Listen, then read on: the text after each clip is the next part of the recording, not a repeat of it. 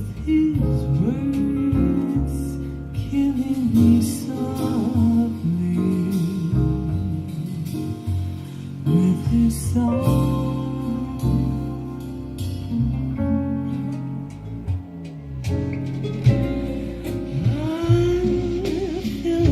Flushed with fever, embarrassed by the crowd.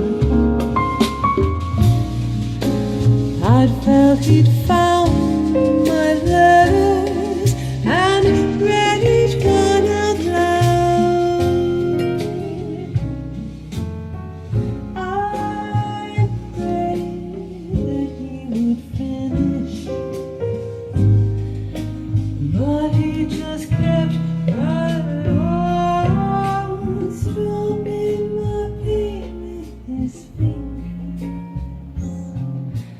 singing my life with his words, killing me softly with his song, killing me softly with his song.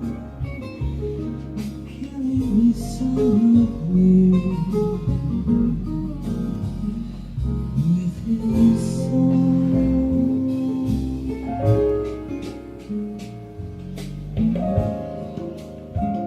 he said.